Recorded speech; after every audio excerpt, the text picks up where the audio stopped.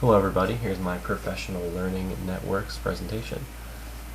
As a preface to this, I'm sure most of us, being in the field of education, which is a very rapidly advancing and evolving line of work, I'm sure most of us are kind of anxious on how to stay up on the newest theories, the newest practices in the English language arts classroom.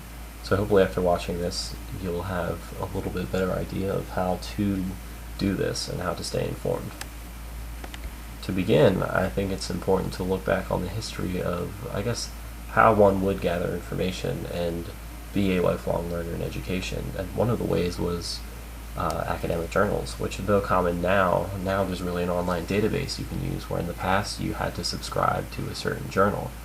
And while it was giving you access to peer-reviewed articles, which had some very good information, it was limited in scope.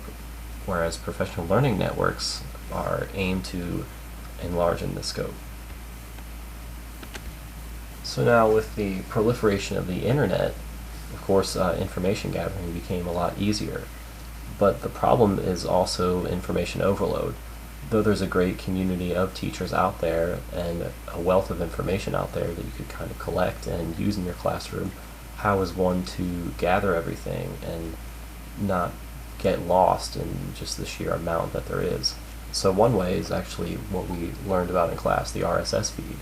And this is a screenshot of my Feedly page, just on education technology and new articles on it. But one of the aspects of the Professional Learning Network is to kind of use this RSS capability to bring the information to you. So another pretty groundbreaking capability of the internet, which is simply connecting everybody who works in a specific field or who shares similar interests. So I have here a screenshot of my Twitter page with the hashtag EdChat. So what the internet did was opening up this possibility, like we saw in class, for all these different people in the same field to collaborate and share information with one another. And this is actually a second feature that is included in the Professional Learning Networks. It's kind of this combination of the information aggregation that RSS provides with the social media connections that sites like Twitter or Facebook provide. And together they are meant to create these vast networks of individuals who are working in the same field to generate best practices and kind of pull from a collective knowledge to get a very distilled form of practice that is much more useful than one or two experts just kind of spouting off information. And so this brings us to Edmodo. Here is actually there's a lot of websites out there to connect you with PLNs. This is one of the best ones I encountered, and as I was saying, it kind of brings together the capabilities of social networks like Twitter and Facebook to the RSS feeds. So let's take a look. So here's an example of my Edmodo page. As you can see, it kind of looks like a Facebook page almost. And all the people on here basically subscribe to the language arts section of the website. And it kind of shows up just like a typical Facebook feed.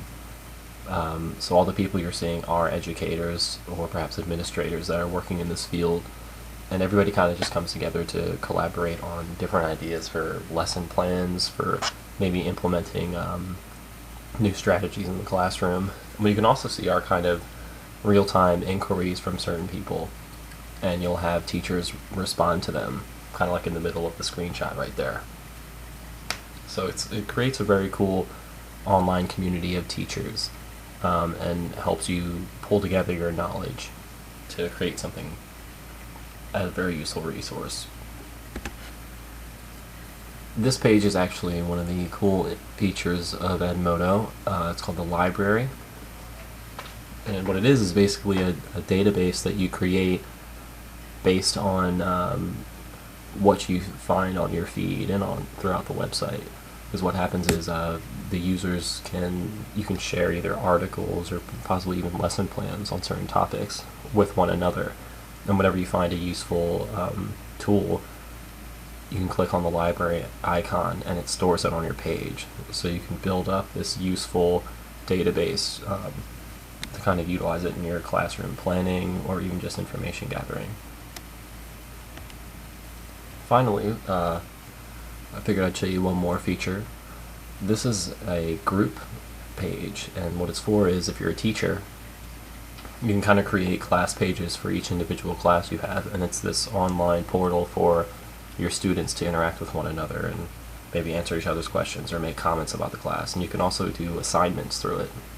So it's just another cool feature of the website. So anyway, I hope this short introduction to professional learning networks was helpful for you, and that it gave you kind of an overview of the different possibilities that gathering this community of teachers online can have.